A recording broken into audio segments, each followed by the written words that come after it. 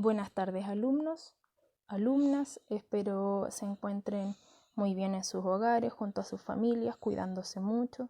El video que vamos a trabajar esta semana aborda las guías de la semana número 6 y 7. Tal como les comenté en un correo, no tenía sentido grabar un video que iba a ser de un material más bien breve y fragmentar tanto la información cuando está todo tan estrechamente ligado a la unidad número 1, ¿cierto? Que es de literatura y afecto estético. Lo que vamos a trabajar en este video habla, bueno, del efecto estético como tal, que se aborda en la guía número 6, y la estética de la recepción, que está un poco allí trabajada en la guía número 7. Empezamos. Dice, por medio de la estética de la recepción, se da importancia al lector y su proceso reflexivo e interpretativo. Antes de esta teoría solo se le daba importancia al texto, dejando de lado cualquier reflexión teórica o interpretativa por parte del lector. Es por allí por el año 1967 que Hans Robert Haus quiere trabajar esto y darle mayor relevancia a un actor que es muy importante dentro de cualquier obra literaria y que la configura como tal, que es el lector o el receptor.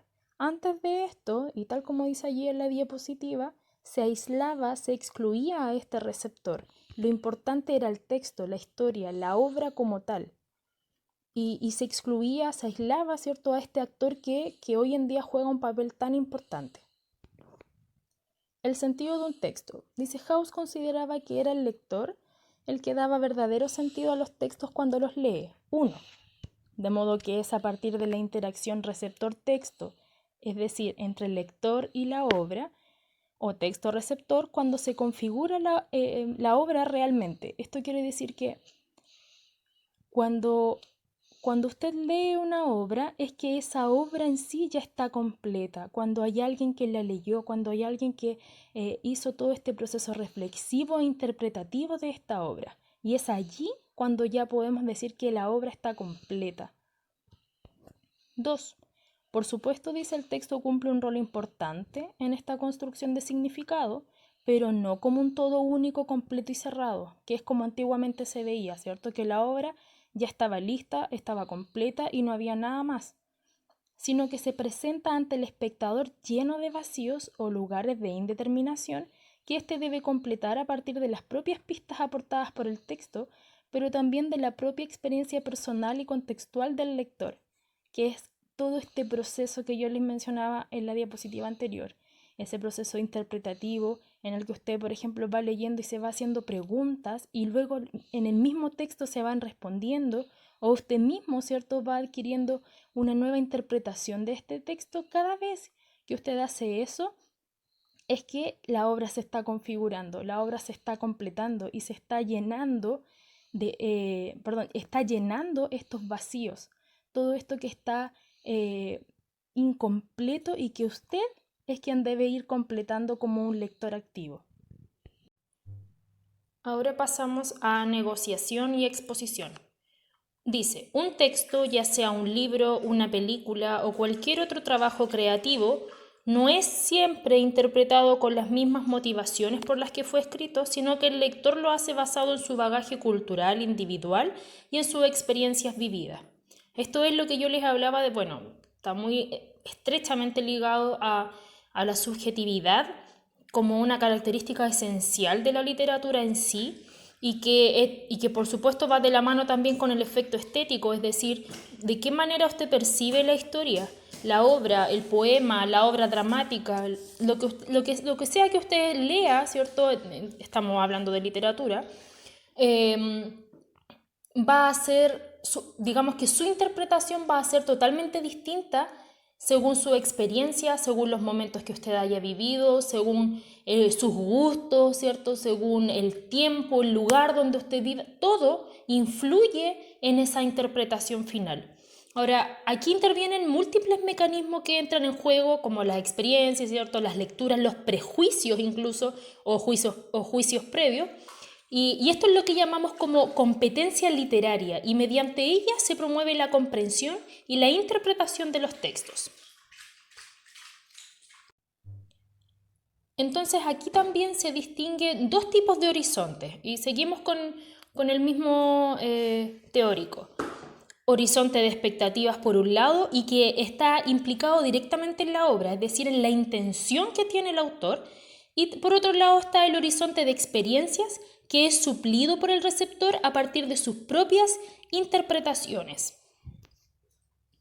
Ahora, ¿por qué es el lector quien le da vida al texto? Porque el lector, por medio de su interpretación, le da el sentido al texto. Un texto cerrado es como una máquina que no funciona. Solo el lector podrá darle el sentido y dependerá de la edad del lector, de su bagaje cultural y de la cultura que tenga. Porque, por ejemplo, el Corán para un musulmán tiene otro sentido que para alguien que no profesa esa religión. Otro ejemplo para esto podría ser el gusto por la temática de terror en las obras literarias. Para alguien, ¿cierto?, que ha tenido experiencias sobrenaturales, puede ser, digamos, le puede gustar este tipo de literatura porque se siente quizás identificado en ciertos aspectos que narran allí. En cambio, alguien que no cree en esto, va a ser muy difícil, ¿cierto?, que se sienta identificado con la obra o que tenga un gusto o un interés por ella, porque va a creer que todo lo que allí se narra no es real ni siquiera dentro de ese mundo ficticio. Ahora, esto nos permite afirmar que el lector, al interactuar con el texto, no fotocopia automáticamente en su mente el significado del mismo, sino que realiza un proceso que lleva tiempo. Normalmente este implica leer y releer para que de manera progresiva se vaya estructurando el significado. La lectura, por tanto, es un proceso esencialmente cognitivo y lingüístico porque está determinado por el pensamiento y por el lenguaje. ¿De qué manera podemos analizar el efecto estético de una obra? Se corrió ahí, pero yo voy a enviar la presentación original a los correos para que puedan tenerla. Paso 1. Esto está en la guía como modelamiento, ya para analizar e identificar e interpretar, por supuesto, el efecto estético de una obra. ¿Cómo podemos hacerlo? Entonces, el primer paso dice: primero debemos identificar qué sensación, emoción o idea nos dejó la lectura de la obra. Por ejemplo, impacto, tristeza, gracia, desagrado, etc. Y ese será tu efecto estético. ¿Qué quiere decir esto? Que cada vez que nos pidan identificar el efecto estético de una obra, la primera pregunta que debemos hacernos es: ¿qué sensación me deja? ¿Qué me hace sentir esta obra? ¿Qué sentimientos afloran en mí cuando leo esta determinada obra literaria? Cuando nosotros nos hacemos esa pregunta y podemos respondernos a sí mismos, ¿cierto?, en base a sentimientos, emociones, allí está nuestro efecto estético.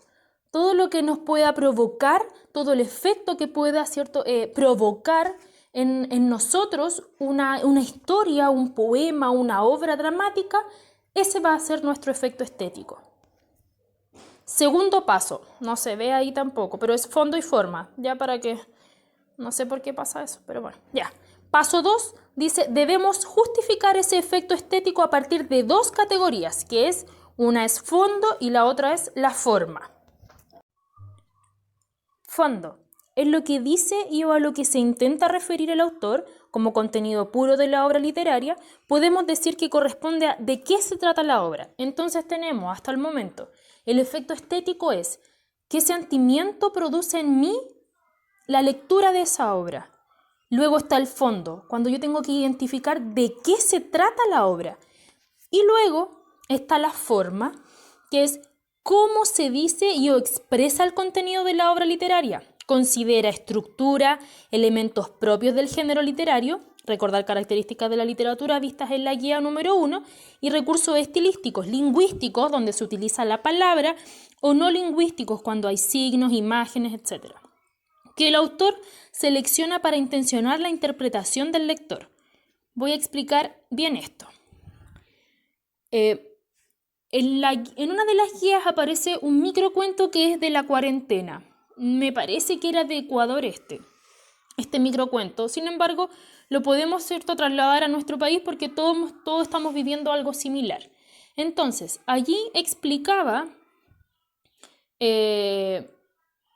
digamos, en la guía se pedía que ustedes identificaran el efecto estético, el fondo y la forma de esto, ¿cierto? Entonces, si yo tengo que analizar ese microcuento, puedo decir, dentro del efecto estético, ¿qué sensación provoca en mí? Quizás puedo decir tristeza, nostalgia, o al contrario puedo decir, no, provoca en mí optimismo, no sé, esperanza. Ese es el sentimiento. El fondo, ¿de qué se trata la obra?